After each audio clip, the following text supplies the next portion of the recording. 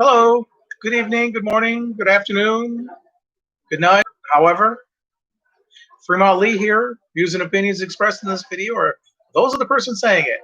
How you doing? As I am recording this or doing this as this live streaming, it is July 30th, 2020. It is the 4-year anniversary of my younger sister's husband, his passing. He passed away July 30th, 2016.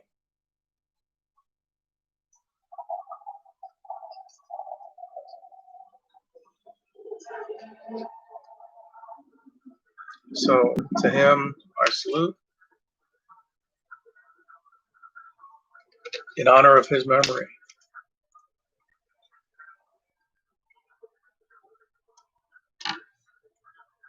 Beavis and Butthead, work sucks. There are times it does. Last night, it was better than the night before. The night before, I was there from 10 p.m. to 10 a.m. Last night, 10 p.m. to 6 a.m.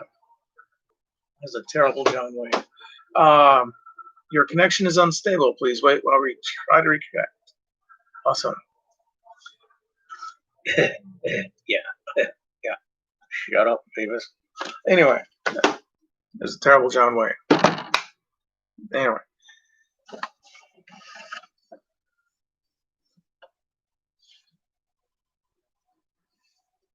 There was a television program from 1992 called Freshman Dorm. It was supposed to be about college students in the freshman dorm. Few of those, I'm guessing it was supposed, sorry, I'll use my words. I don't know if it was a small university or college that they were at, because the experience I had when I was at college for that itty bitty time, the professors never had assigned seating.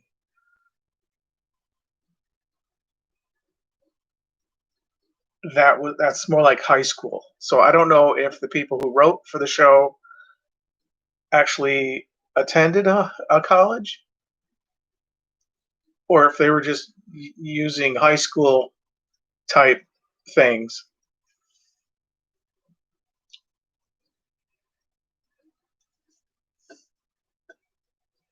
And I can't say like all parts of the world they don't have assigned seating. I'm just saying that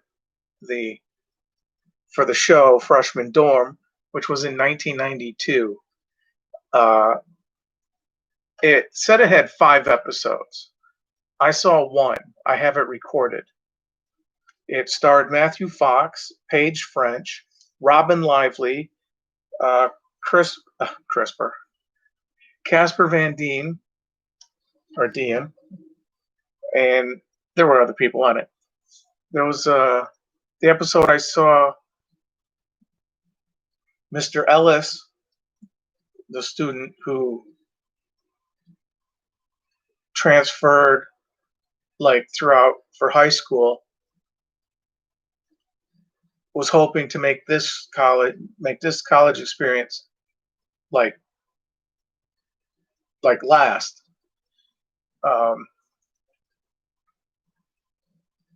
Because they moved around a lot for whatever reason, and because he moved around from school to school for high school, I'm guessing, or throughout his younger elementary or whatever high school, the one thing that remained constant was the library, because the Dewey Decimal System doesn't change from school to school.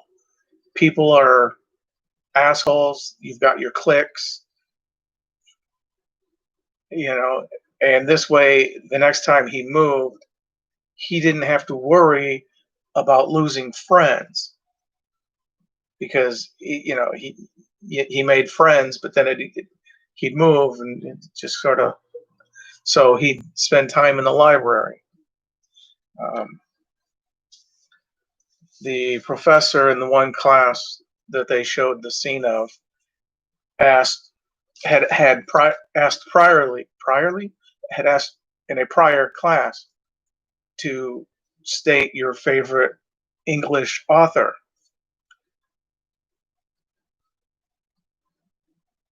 And he said, you're wrong, because one of the students picked U2, the Irish rock band, and he said you're wrong. That there's just noise. To which the kid sighs, Ellis. And he's like, he's like, I sense your disapproval. He's like, you asked for someone's opinion, and you told them they were wrong. If you're going to shame them, you should have said they're not English, they're Irish. To which the professor asked, well, what is your favorite English author? And, he said Shakespeare. At which point the professor was like, yeah. And is there something besides the,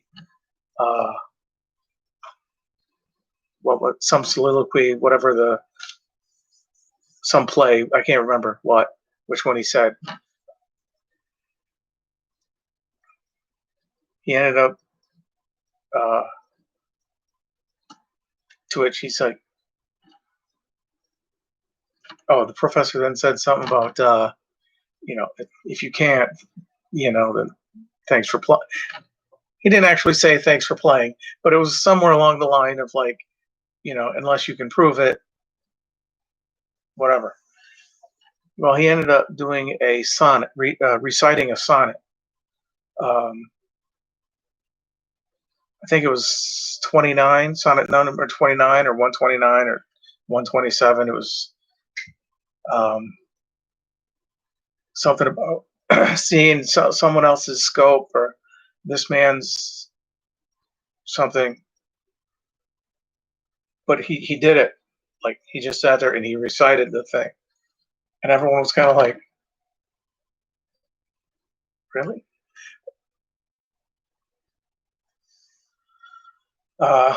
Then some stuff happens, and he's kind of popular with the ladies now because he recited Shakespeare, and he kind of pissed this other guy off for reciting Shakespeare. It was like, he's so good at that. Maybe he's, and he's not good at playing volleyball.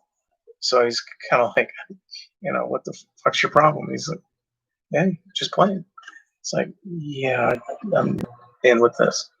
So Ellis ends up leaving. Later, at the end of the episode, he's like, yeah, I'm sorry. The other guy said, yeah, sorry, I'm paraphrasing again. I'm sorry I was a dick. I do owe you a bit of thanks, though. It was my paper that it was my choice of U2 that you were defending, and that was you. And anyway, the favorite part I liked about it was when Ellis told the kid, well, you just have to realize we're all here for one thing, a connection. And that's what I'm looking for, a connection. I don't know for what or why. July 30th. How's it going? I spoke of Beavis and Butthead, Work Sucks. It's a bunch of different episodes or vignettes or whatever of different items when they're at work.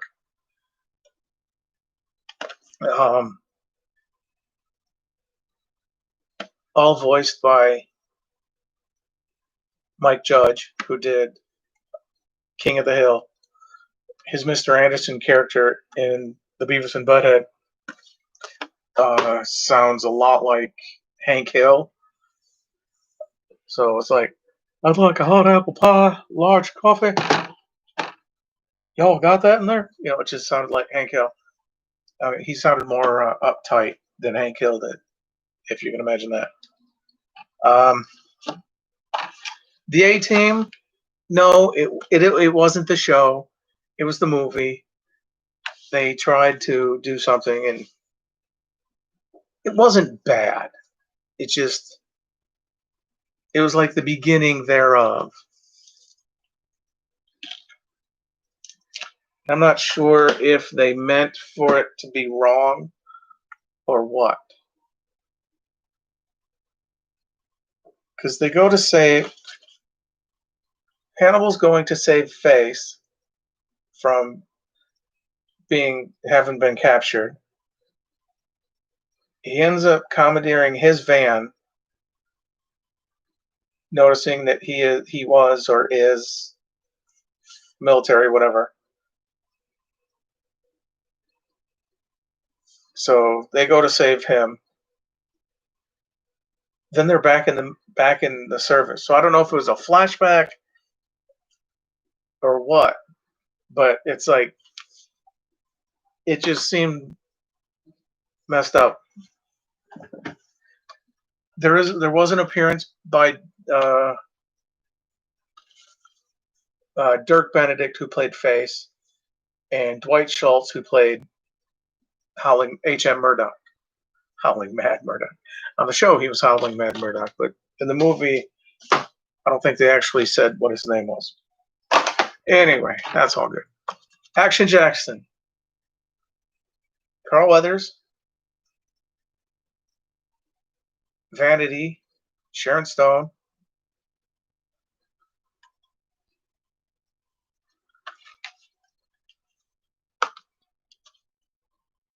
I'm not sure if they were trying to make it like a series, kind of like a thing, where kind of like a thing, like James Bond or something where Carl Weathers played like Action Jackson in like a few sequels or something.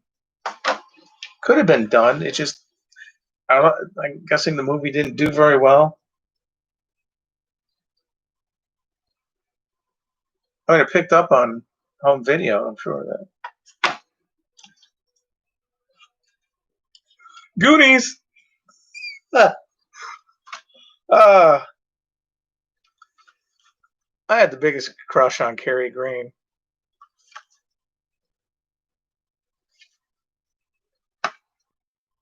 I kind of wish they'd do a sequel. I mean, not every movie needs a sequel, I know.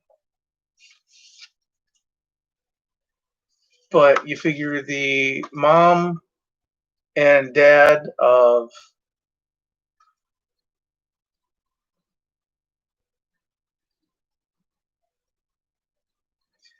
Josh and, excuse me.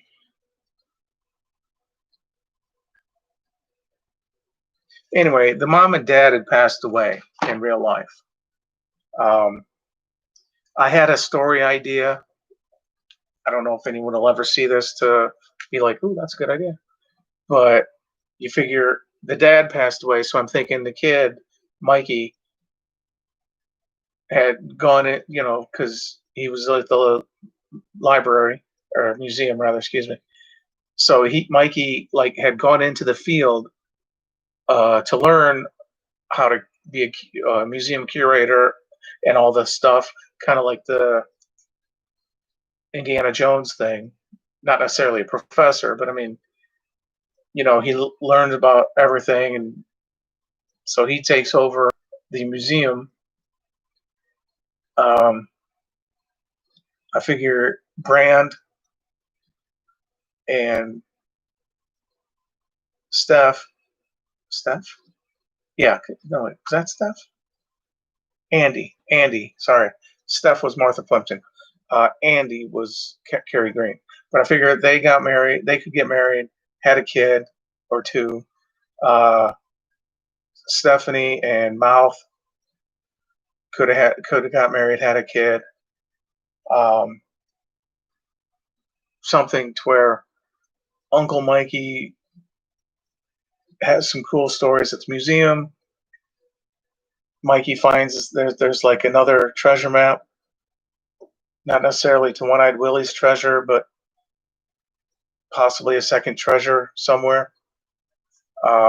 With Mama Fratelli having passed away, I was going to say Anne Frank.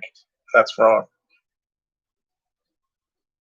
Anne Ramsey had passed away, so maybe Robert Davi and Joey Pants, Pantalantano Pants. Anyway, they could make an appearance.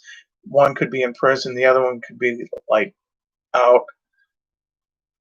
Maybe Mikey, I don't know, something. But the kids of go with Uncle Mikey, or Uncle Mikey disappears. So the kids go look for him because he told them the story. The adults didn't care. So this is my idea. And I don't know. Even though the ship was sailing at the end of the Goonies, maybe, the Navy could have grabbed it, and been careful not to trigger any booby traps. Something. It's just one of those things.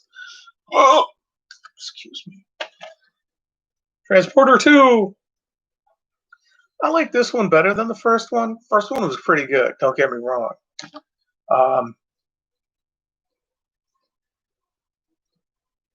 I mean, they both had their moments. I like the third one as well. I don't know if he'll do a fourth one. They did that Reloaded with somebody else, from the guy from that was in Deadpool, the bad guy that was in Deadpool, not the guy who played Deadpool. Ed Screen, was like Frank Martin. Then there was a TV series, which, but anyway.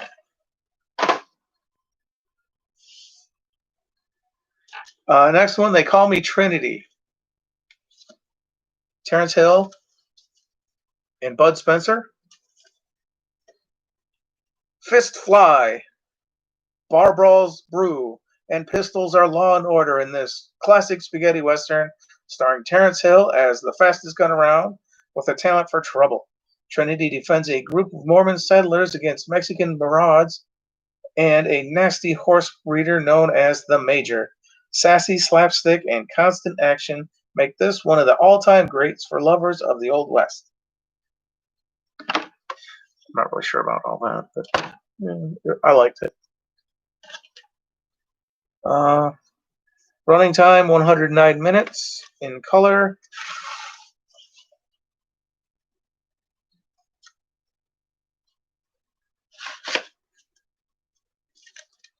I should have looked up the year it was actually released, because the only year on this is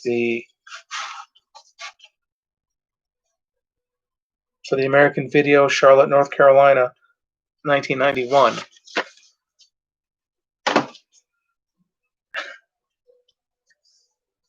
I want to say they did 2 sequels. Trinity's Still My Name, or They Still Call Me Trinity, or something. I don't remember. I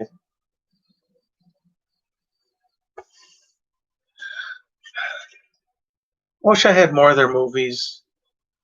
Sometimes there's a lull in the movie where it's just kind of like, hey, this is kind of boring. And then it like kicks back in. This next one, didn't have that thing. Super Fuzz, which I believe was also known as Super Trooper. I could be wrong.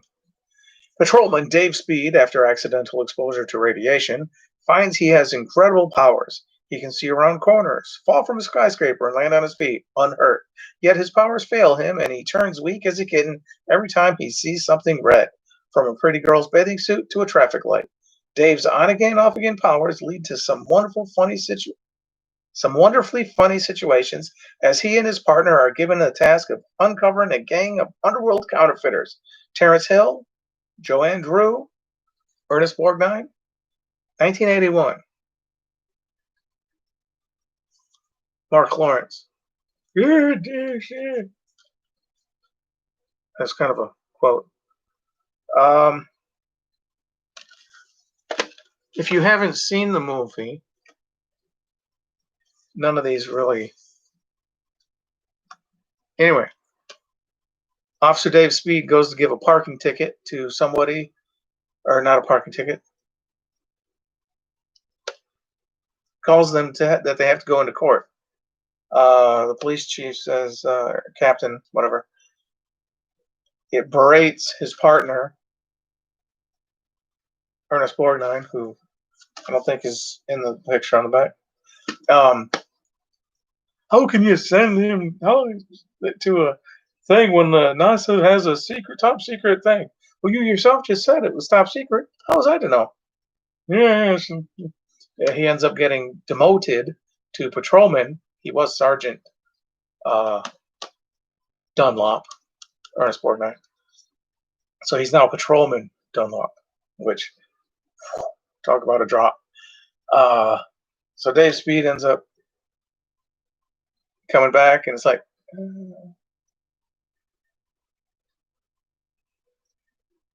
I'd tell you more, but I don't want to ruin it if you see it.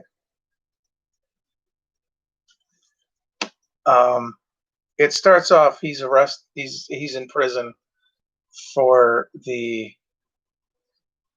murder of his partner, Sergeant Dunlop, which didn't happen. Didn't actually happen. So, but no body, they couldn't find it. So, in the movie, he eats beans in the beginning because he's in jail, and he's like, "Ooh, how about some? I forget the name of the bean he asks for." It's like, oh. He ends up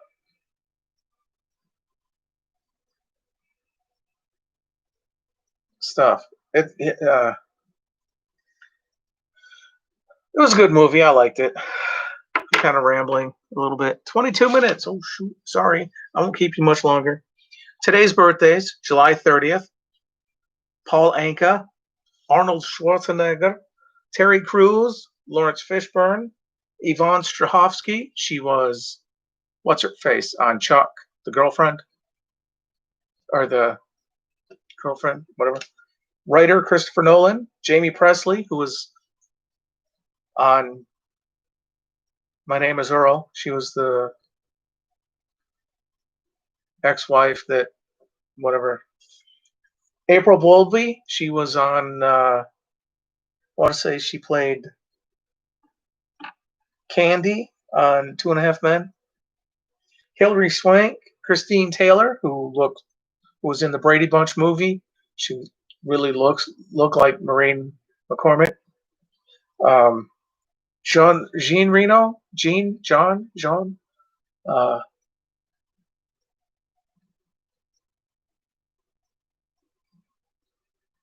I know he was in Mission Impossible, but he was in The Professional, Leon, The Professional, with the little girl and what's his face.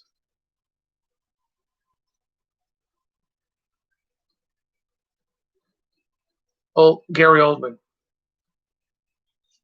Simon Baker, who was The Mentalist TV series, 2008 to 2015, here in the U.S. I'm not sure if it played elsewhere. Lisa Kudrow, Vivica A. Fox, director Richard Linklater, Carol Struinkin, who played Lurch in the Addams Family movies, 1991 and 1993.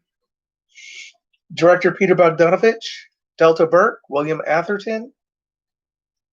He was in Die Hard. He's the one that gets punched in the face by the wife at the beginning or at the end of Die Hard, and in Die Hard 2, he's trapped on the plane with her. It's like, oh, Dick. Richard is the character name. Richard Burgi, Frank Stallone, Ken Olin, who was on the TV show 30 Something, Kate Bush, Tom Green, Diva Zappa, And the late Ed Cookie Burns, who was Vince Fontaine in the movie Grease, 1978. Victor Wong, who was in Big Trouble in Little China, 1986. Tremors, 1990, and he was Grandpa in the Three Ninjas movies. Three Ninjas Knuckle Up, Three Ninjas King of Space Mountain, whatever the heck it was. High Noon, whatever, with Lonnie Anderson was in it. Hulk Hogan was in it. 1992, 1994, 1998. And Dick Wilson, who's mostly known as Mr. Whipple in the Charmin commercials. I am Fremont Lee. Views and opinions in this video are expressed by me because I'm the one saying them. Mm. Hi, how are you? Yes, I know I already said that like 3 times, but hope all's well. I did not make a video yesterday because I worked 12 hours. I wasn't in the mood to do much of anything yesterday. After I got home, I was like, ugh. Didn't have anything to eat. I went to bed and I was like, yeah. So July 29th birthdays for those of you who usually watch. And hey, whose birthdays? Timothy Olmanson. He was on Psych. He was Lassiter, Will Wheaton, Leslie Easterbrook, Genesis Rodriguez, Josh Radner, Alexandra Paul, Stephen Dorff, Allison Mack, who was on Smallville, Tony Sirico, Sirico, he was on The Sopranos, David Warner, Roz Kelly, who's Pinky Duscadero on Happy Days. She's done other stuff. They've all done other stuff. Mike Starr, who was in the movie Dumb and Dumber. He was the one with the gas man. I didn't know I got gas. Robert Fuller, Todd Bosley. He was the kid actor in Jack, 1996, and he was in Little Giants, 1991 or 4. I don't know. I can't read my own writing. It was yesterday when I wrote it. So, producer Ken Burns, Gianetta Arnett, Brian Peck, director Mike Hodges. He directed Flash Gordon, 1980. Producer Tim Gunn, Martina McBride, and the late William Powell, Dennis C. Stewart, or Dennis Stewart, depending on what you watch. He was Leo in Grease, 1978. And he was Balmudo in Grease 2, 1982.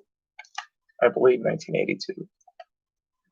Lloyd Blochner, Clara Bow, Thelma Todd, Charles Hallahan.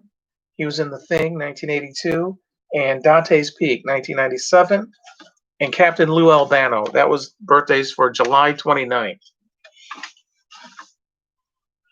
Hope all is well with you. I am Fremont Lee. This is the 4-year anniversary of Fred's passing, my younger sister's husband.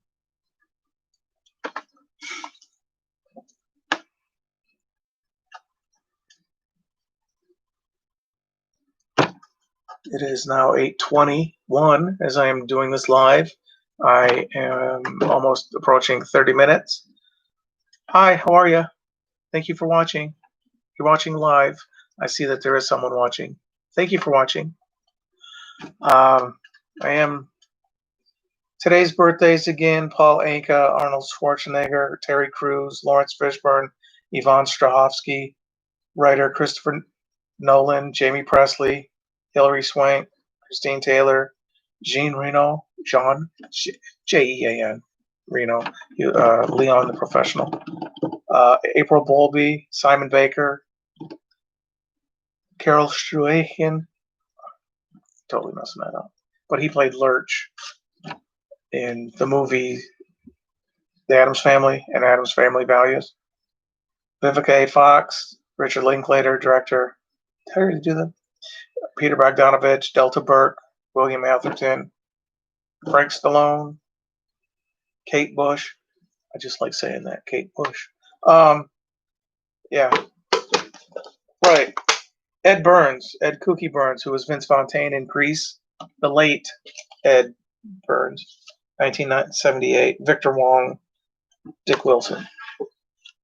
Victor Wong was Tremors' grandpa in the Three Ninjas movies, and Mr. Whipple was Dick Wilson. Hope all is well with you. Thank you for watching. Please be kind to each other. We're all going through shit. Some of us different shit. Some of us the same shit. A lot of shit we don't talk about.